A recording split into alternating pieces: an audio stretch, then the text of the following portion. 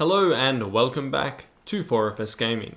This video is going to be a quick update for those who want to know what is happening in update 1.5.2 for Hunt Showdown.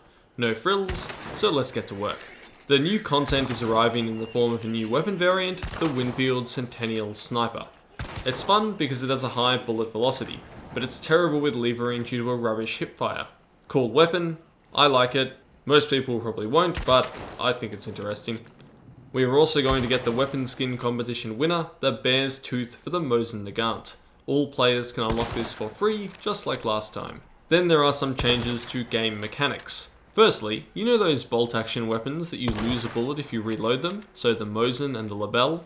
Well, if you press reload before the animation reaches the point where you bolt the rifle after shooting, then you no longer lose a bullet. This is cool. Bullet grubber is no longer essential for these weapons, but rather you have to choose whether to take advantage of a bolt action to initiate a reload after firing, or watch the same spot to see if someone re-peeks. There is also one little audio change. When a player is poisoned, they will make audible noises. This is a nice little buff to let you know that if a player walks through your poison cloud, they could be poisoned or they could be immune because of an antidote shot, and now if you listen carefully, you'll be able to tell. There are also two changes to movement to prevent certain immersion breaking behavior. The speed at which you can look around while reviving and looting has been capped, so no super speedy 720 degree revives to avoid headshots. If you are going through the animation, be prepared to take the risk. Secondly, there is a movement penalty for crouching too much in rapid succession. More than one crouch will now be ineffective at dodging fire in an open fight, which to be honest makes a lot of sense to me. Now let's talk about some of the weapon balance changes. The Crown and King has its aim down sight sway increased, and the fire rate decreased very slightly. Why is this? Well, it's because it's getting slug ammunition. Now, I'm not going to debate the merits of this today, that's a wider discussion. Some people think it's a ridiculous idea, but I do implore you to try it out on the test server before passing judgment and complaining. The Caldwell Rival 78 is getting access to Penny Shot, as is the Spectre and all of their variants, while the Winfield Terminus is also getting access to slugs. This elevates it considerably in my opinion. In addition, flechette rounds are now going to be able to one-hit kill at very close range and only if almost all of the projectiles hit the head. Refer to my last video to see how minor of a change this will be.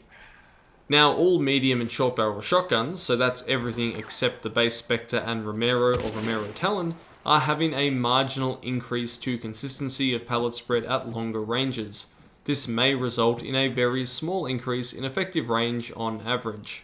The change which is getting the most heat is the addition of explosive ammunition for the uppercut. I can see how this might be a problem on console because explosive ammo is already pretty prominent over there, but honestly it seems like a side grade at best for PC.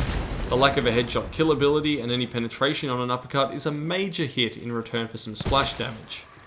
And after playing around a lot with explosive ammo, because I'm about to make a video on it, even on the Nitro, the splash damage isn't that impressive or reliable. Speaking of the Nitro, it is getting a buff to its Dum Dum ammo. So it can now kill to the chest at 15 meters, which is still less than half of the range of a normal Nitro bullet, and still has no penetration. So in my opinion, it more or less remains useless. And lastly, the Sparks LRR is getting full metal jacket ammo. I really like this because now the Sparks actually has a useful secondary ammo type. Poison and Incendiary were kind of meme tier, but FMJs are actually useful in some circumstances. The Winfield Centennial is also getting its price reduced. It's now $277, and on the other side, Slug Custom Ammo is getting a price increase to $200. There are, as usual, a slew of minor UI and icon changes, and little things like Dr. Grunts dropping destroyed medkits scrapbeak style if they are killed by fire or explosives. Then there is the bug fixes, a whole big list of them which you can check out in the patch notes, which I will paste a link to in the description if you're interested. Notably, one of these fixes gives the Dolch a minor buff, It doesn't really matter, but I just thought that I should let you know about that one. So that's it. That's 1.5.2. Tell me what you think in the comments, and thank you to our Patreon supporters for making rushed videos like this possible, even when I'm super busy.